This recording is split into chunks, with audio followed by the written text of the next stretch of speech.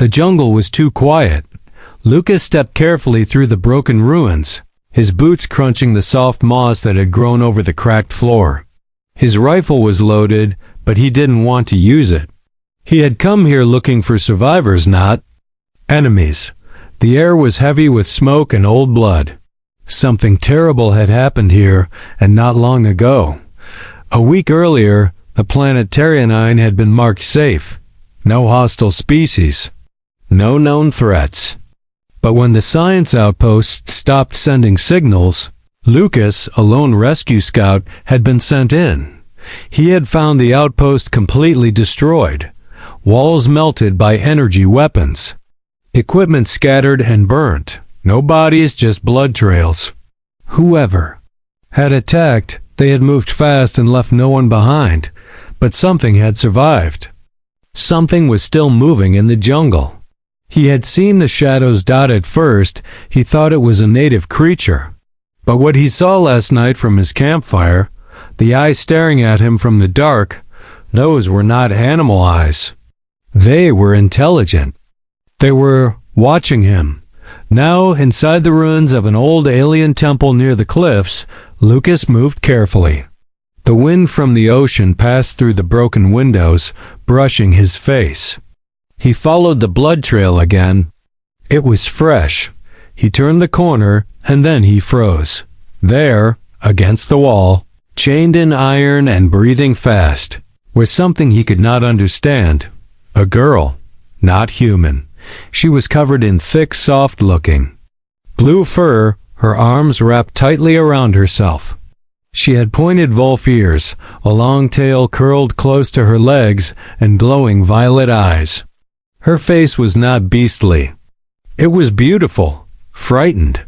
Her body shook as she looked up at him. Chains wrapped around her wrists, ankles, and neck. Thick metal chains, not made by any human hand. Lucas raised his weapon, unsure what she was. Maybe she was the reason the outpost was destroyed. Maybe she was dangerous. But then she cried, just one tear, down her cheek. Please. She whispered. The voice was weak, but it was clear. She spoke his language. Not perfectly, but enough. Lucas lowered his gun. He stepped closer, slowly, his heart pounding. Her violet eyes didn't move from his. There was fear in her face, but no hate. She didn't growl. She didn't attack.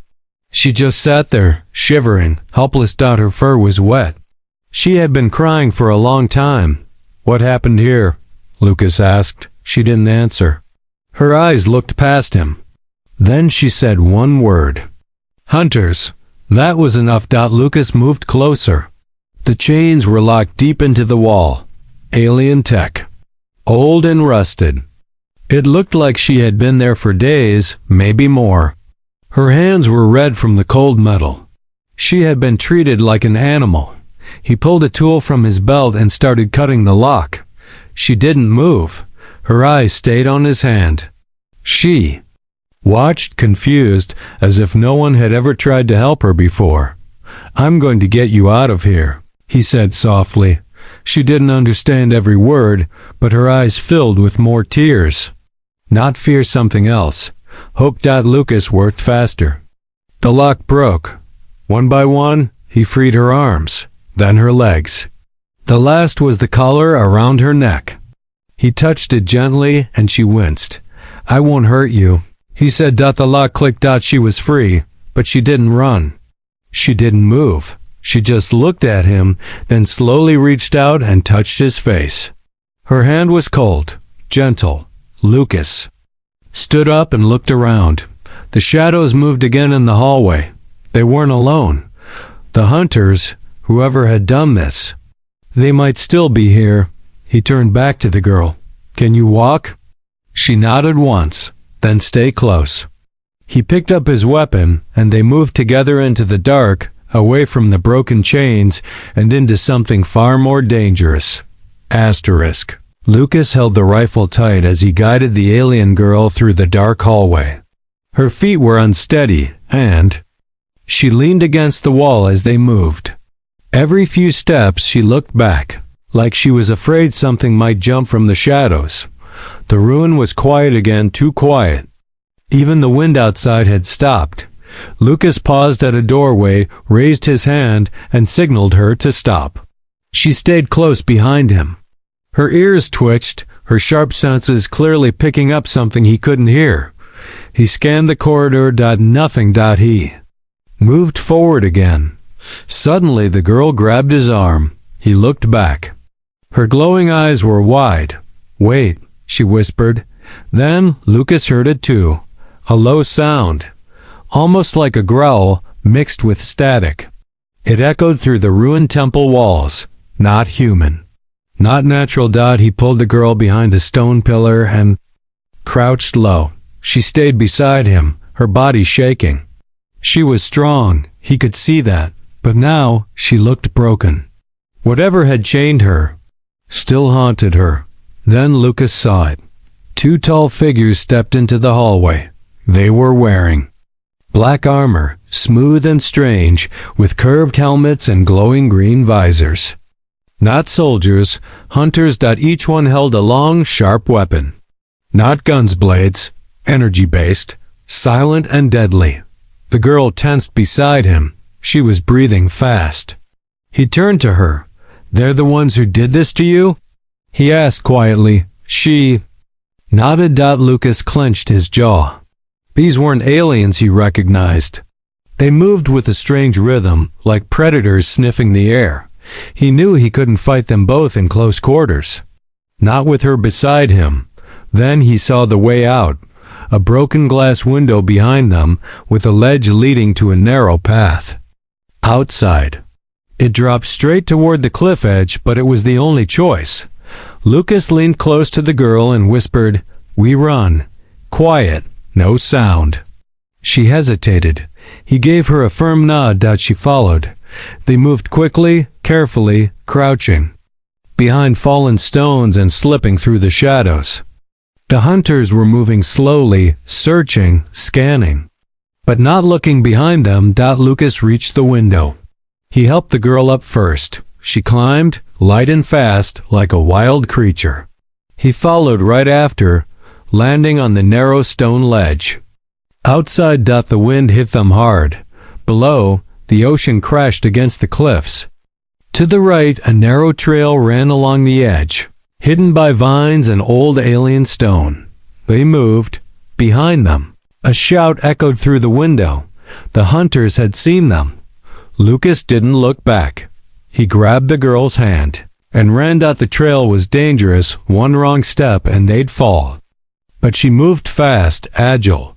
Her feet barely touched the rocks. He followed her now, trusting her instincts. They reached a cave opening in the side of the cliff. She slipped inside, pulling him with her. Darkness wrapped around them. They hid in the silence, breathing hard. Lucas looked at her. Even in the dark, her violet eyes glowed softly. Her fur was still wet, but she wasn't shivering anymore. "Thank you," she whispered, her voice still weak but more steady. "You're welcome," Lucas said. He looked out toward the ocean, then back at her. "What do they want from you?" She stayed silent for a moment, then she said, "Not want? Own. I escaped. They caught me, chained me." Lucas's jaw tightened. Not anymore. She stared at him, confused by his words. "You're free now," he said. "I'll keep you safe." She touched her neck where the collar had been, and her ears dropped slightly. "You? Human? You help? Why?" Lucas didn't have an answer. He didn't know why. Maybe it was the way she looked at him. Maybe it was because no one else had helped her before. Or maybe because she wasn't a monster. She was someone, and someone had to care, from deeper in the cave. She spoke again. "My name, Rava." Lucas nodded. "I'm Lucas." They sat together in silence, the ocean roaring outside. But inside the cave, for the first time in days, she was not alone, and far above, in the ruined jungle, the hunters began to track them. The cave was deep and cold, but it gave them shelter. Lucas made a small fire using dried vines and broken branches from outside. He kept it small, no smoke, no light reaching the cliff. They had to stay hidden. He didn't know how far the hunters would search, but if they wanted Rava that badly, they wouldn't stop. Rava sat across from him, knees pulled to her chest, her tail curled around her legs. The firelight danced softly on her fur. Her violet eyes were calm now, but Lucas could still see pain behind them. She hadn't spoken much after giving him her name. He wanted to ask questions, what she was, where she came from, but he stayed quiet. She needed rest. Lucas pulled a small energy bar from his pack and offered it to her. She stared at it, confused. "It's food," he said gently. She took it slowly, sniffed it, then tasted it carefully. Her eyes widened just a little. She nodded once, then ate the rest quickly, like she hadn't eaten in days. "How long were you trapped there?" Lucas asked. She didn't speak right away. Then she said, "Since moons changed." 3 times. 3 months? He guessed. She nodded. Lucas leaned back against the cave wall. "What are they?" "The ones who chained you?" Rava's voice was quiet. "They call themselves collectors. They hunt rare ones, like me." "Why?" She looked away. "They sell." Lucas frowned. "Sell?" She nodded. "To rich warlords, slaves, fighters, pets." He felt sick hearing that. Ravia continued. "I was born far from here. My people hide in deep forests, peaceful, but I was fast, strong. When the hunters came, they took me. Said I would make good. Prize." Lucas looked at her. She was young, beautiful, but there was more strength hidden under the fear.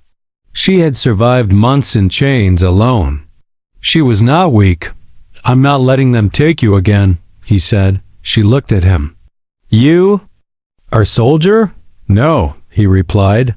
"Just a scout. But I've fought before." Her eyes studied his face, reading something he didn't say. Then she asked, "Why you help me?" Lucas didn't know how to answer. Maybe it was because the universe had become too dark, too cruel, too full of people who turned away when someone cried. And this time, he couldn't walk away. Before he could speak, she suddenly tensed. Her ears twitched. Lucas stopped breathing. Then he heard it too. Footsteps, very faint. Far above them, on the trail. The hunters. Rava crouched low, her eyes sharp again. Her nose twitched. She whispered, 2, maybe 3, close. Lucas moved quickly. He grabbed his rifle and put out the fire with his boot. Darkness filled the cave again. Rava pointed deeper into the tunnels. "There is path, secret way. It leads to wild lands." "Do you know the way?" Lucas asked. She nodded. "Let's go." They moved fast, deeper into the cave. It became narrower, colder. The air smelled of wet stone and moss. Rava led now, walking with silent steps, almost like a shadow. Lucas followed close, watching behind them. Suddenly, the ground beneath them shook. A soft rumble. Lucas stopped. "What was that?" Rava sniffed the air. "They brought Crawler." Lucas's heart dropped. A crawler was a 4-legged tracking beast used by alien hunters. It could sniff scent, climb walls, and never stopped until it found its prey. "How do we lose it?" he asked. Rava looked at the stone wall beside them, then pointed to a crack just wide enough to crawl through. "Old tunnel. Long path. Very small. They can't follow." Lucas nodded. "Let's go." They squeezed through the gap, the stone tearing at his jacket. Rava slipped through like wind. Inside it was pitch black. For minutes they crawled. The tunnel twisted and dropped, then finally opened to a valley green, untouched by war. A stream ran through the trees. Birds flew overhead, and strange glowing plants lit the path. Rava stepped into the light and closed her eyes. The sunlight touched her fur, and she smiled just for a second. Lucas watched her, free at last, but deep inside, he knew it wasn't over. The hunters would return. And next time, they wouldn't come quietly. The forest in the valley was unlike anything Lucas had seen on Tyria-9. Tall trees with glowing leaves swayed in the wind. Soft blue moss covered the ground, and strange bird-like creatures flew overhead, singing songs that echoed like wind chimes. It was peaceful, almost too peaceful. Reva walked ahead of him, silent and calm, but alert. She stopped sometimes to smell the air or press her hand into the earth. Her wolf-like senses were sharp. She was leading him somewhere. "Where are we going?" Lucas asked. She looked back at him. "Old place. Safe place. My people use it when hiding." He nodded and followed. After about an hour of walking through thick trees and narrow trails, they reached a small cave hidden behind a waterfall. The sound of the water made it hard for others to hear anything from the inside. It was the perfect hiding place. Rava stepped in first, checked the corners, then waved him forward. Lucas dropped his gear and sat down. His arms were tired, his legs sore, but he stayed quiet. Rava moved around carefully, gathering dry leaves, setting stones in a small circle, and soon built a soft fire. They sat together in silence for a while. The fire warmed the space, and the soft glow of the cave made the place feel safe even. "If just for a moment, you seem different here," Lucas said. Rava looked at him. "This land speaks to me. I remember it. Long ago my mother brought me here." Lucas smiled slightly. "So, you're not just fast. You're a survivor." She tilted her head. "You too?" Lucas chuckled. "Maybe." Then her face grew serious. "They won't stop. The collectors. They want me. They want my kind. If they find this valley, they'll destroy it." Lucas nodded slowly. "Then we have to stop them first." She looked down. "You don't have to help me. I already did," Lucas said, "and I'm not done yet." Her ears twitched. Her tail slowly uncurled and rested behind her. Her face softened. She wasn't used to kindness, not like this. Then the ground trembled again. Lucas stood up fast. "That's the crawler." Rava nodded and moved to the mouth of the cave. She sniffed the wind. "They're close." Lucas checked his rifle. "We can't run again. If we keep running, they'll catch us." Reva looked around the valley. "There is something here. Something old. My people call it the sleeping tree. What is it?" "Power. Spirit of the forest. My mother said only the strong can wake it." Lucas frowned. "Can it help us?" She looked at him with steady eyes. "Maybe, but it's dangerous." Lucas nodded. "Let's try." Rava led him to the heart of the valley. There, hidden between tall trees, was a giant root-covered stone shaped like a twisted wolf's head. It pulsed with a faint blue light. She stepped close and knelt before it. "I don't know if it will answer," she whispered. Lucas stood behind her, watching. Reva placed both hands on the stone and closed her eyes. Suddenly, wind whipped around them. The tree shook. Light burst from the stone, and the ground rumbled harder. Then a deep, echoing growl came from beneath the earth.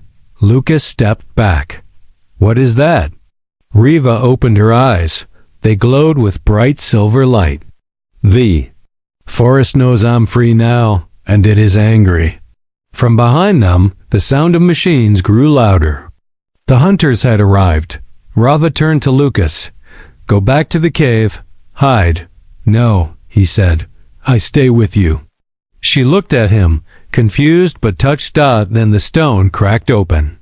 Blue energy flowed through the roots and into the ground. Giant shape began to rise, covered in bark, glowing with ancient power. A creature like a wolf made of roots and light stepped out from the ground. Its eyes burned with fury. Reva stepped forward, her voice steady. "This is the Guardian. It will protect this land and me." Lucas raised his rifle and stood beside her. The forest was no longer silent. It was ready for war. The ground shook as the guardian stepped forward. Its body was made of thick roots and glowing stone. It looked like a giant forest wolf, and each step made the trees bend and the birds fly away. Blue energy pulsed through its limbs. It didn't make a sound, just breathed, slow and deep. Like the forest itself had come alive. Rava stood tall beside it, her silver glowing eyes locked on the jungle ahead. Lucas held his rifle tightly. His heart raced, but he didn't move. He stood shoulder to shoulder with her. He wasn't going to run. Then they heard it. Metal footsteps. The collectors were coming. 3 hunters stepped out from the trees. Behind them, the crawler growled, a 4-legged beast with a metal head and red eyes. Its claws dug into the ground, sniffing the air. One of the hunters raised a long spear glowing green. "You have something that belongs to us." The hunter's voice echoed through a speaker, cold, empty. "Give her back, and we won't destroy the forest."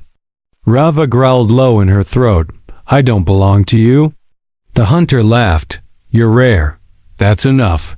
Lucas stepped forward. "She's free. And if you want her, you'll have to get through both of us."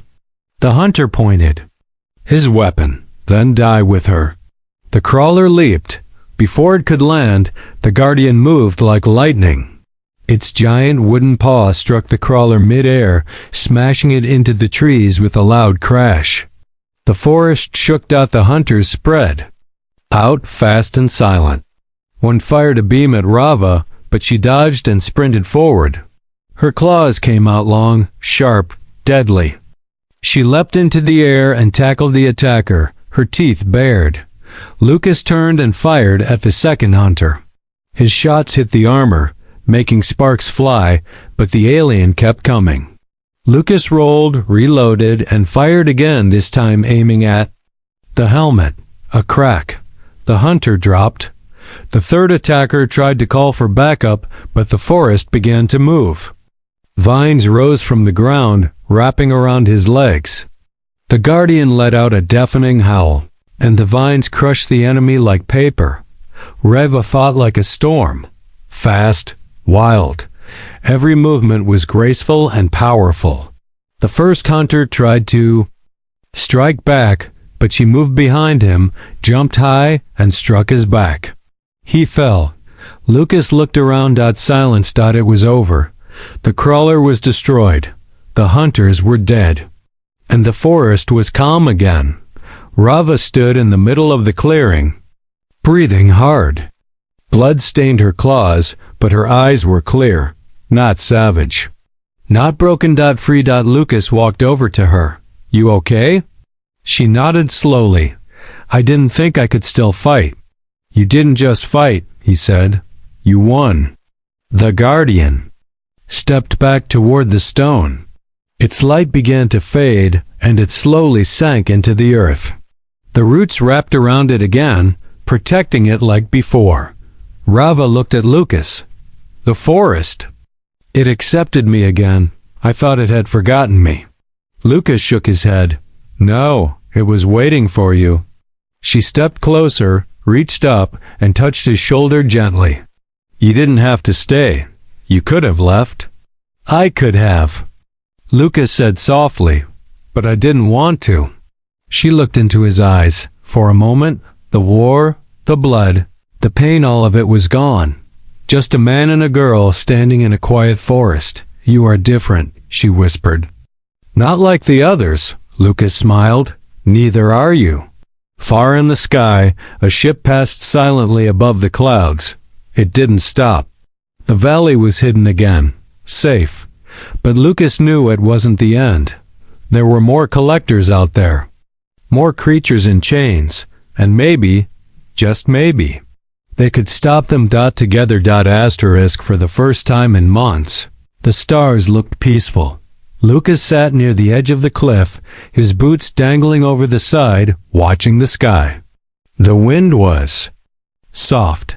The valley below glowed with tiny blue flowers, and the forest was quiet. No hunters, no ships, no machines. Just life, Behind him, Rava was placing smooth stones in a circle near the cave entrance, a small ritual. Her people's way of thanking the forest. Lucas turned when he heard her footsteps. She sat beside him silently, folding her legs under her. "Won't stop, will they?" she asked. Lucas shook his head. "No, there are more of them. More collectors, more cages." She stared at the stars. More like me, trapped, forgotten. He looked at her. "Then we do something about it." She turned to him, her eyes serious but hopeful. "You want to fight?" He nodded. "Not alone, not just for you, for others. For everyone they've taken." Riva stayed quiet, but her tail moved gently behind her. She was thinking. Then she sighed. "We'll need others. Allies, places to hide. Places to strike." "I know," Lucas said. "I have contacts, old friends. Smugglers, fighters, people who owe me favors." Riva smiled, just a little. "Then we start something new." Lucas stood up and offered her his hand. She took it, her claws careful not to hurt him. Together, they looked out over the forest. Rava's ears twitched.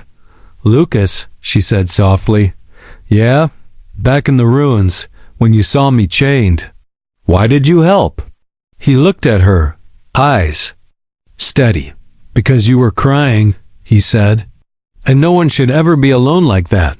Rava blinked, touched by his words. Then she nodded. "You are strange, but good. And you," he said with a smile, "are strong.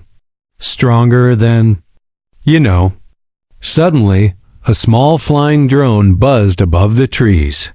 Lucas raised his rifle, but Rava stopped him. "Scout drone," she said. "One of theirs. Weak signal. Not searching, just passing." Lucas lowered the gun.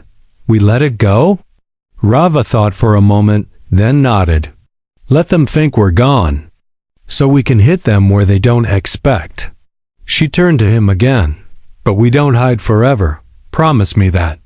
"I promise," he said. That night, they packed supplies, food, gear, weapons from the fallen hunters.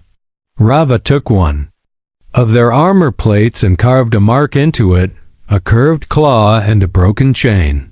A new symbol. Hoped. The next morning, they left the valley.